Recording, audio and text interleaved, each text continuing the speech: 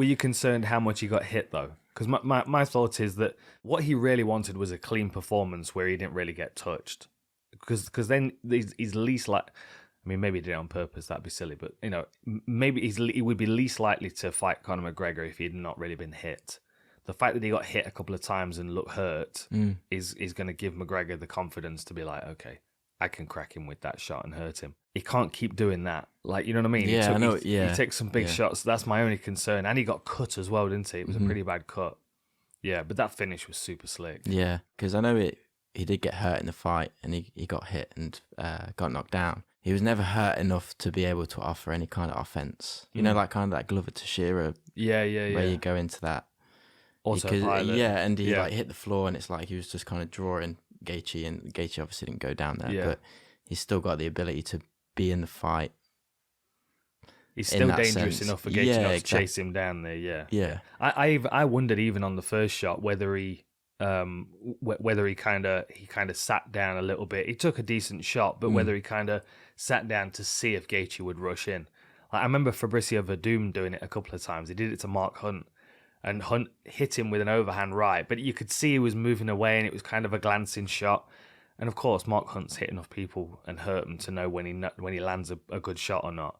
So he knew he'd not landed a clean shot, but Verdum went down and kind of made out that he did. Yeah. And Mark Hunt like chased in a minute, and then he went, no, get back up, because he knew he was kind of playing possum. Yeah. I did wonder for a minute whether he did that, but Gaethje, of course, didn't bite on it. But yeah, he's very, very good. Do you think what? Okay, so if you're Islam Makhachev, how do you approach Charles Oliveira? Do you keep it standing or do you try and wrestle with him?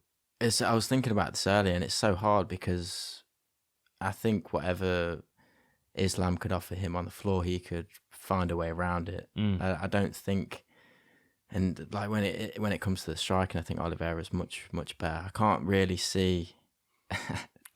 Yeah, it's so hard. It's so hard to figure out how Islam would approach it. Yeah. How do you think he would? Well, again, I'm kind of playing around with it because, of course, like I think if Islam wants to wrestle and wants to control the fight, the clinch part of the fight, whether the fight is on the ground or on the feet, I think he can do that. So then that gives him the choice as to whether he wants to strike. And because Oliveira is not really that interested in forcing a takedown most of the time, he will quite happily strike with Makhachev. And if he starts to win that exchange, then Makhachev might feel like he's forced to wrestle. And then he's going into a world where Oliveira is not going to try and defend that takedown unless he's going to chase a guillotine.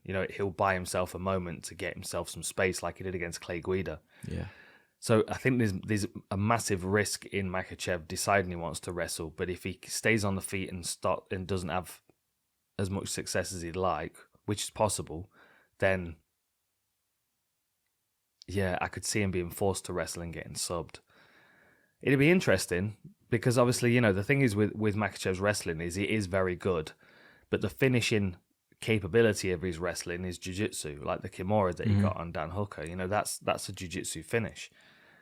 So even if he wins the wrestling exchange and he's able to control him, does he have enough jiu-jitsu to finish the fight there? He would have to ground and pound, which would mean he'd either have to do damage quickly or he'd be down there for a while defending submissions. And I don't know. I think at this point it might be a step too far for him.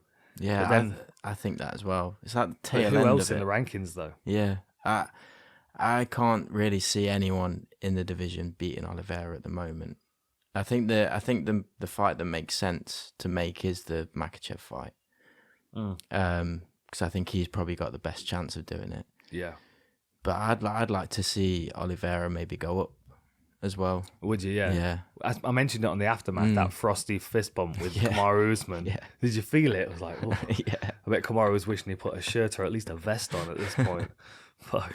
It was very frosty. And I mean, the thing is, of course, he'd just beaten his teammate. It was after the fight, wasn't it? Yeah. Yeah. So he'd just beaten his teammate. So there's a little bit of like, all right, motherfucker, But I think that'd be a wicked fight. Yeah, same.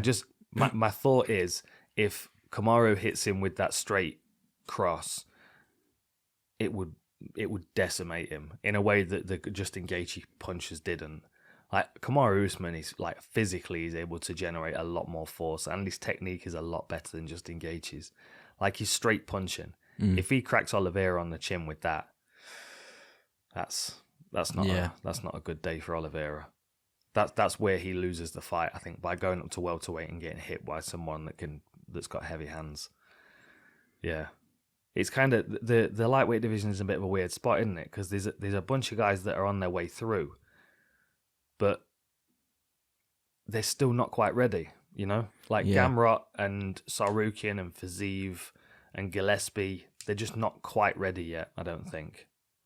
Like within 1 or 2 fights, especially if they're impressive, then yeah, for sure, they'll put themselves in a position. But at the moment, it's kind of a bit like old boys at the top and new boys at the bottom. Yeah. You know? And Makhachev's the only one that's kind of blurring the lines.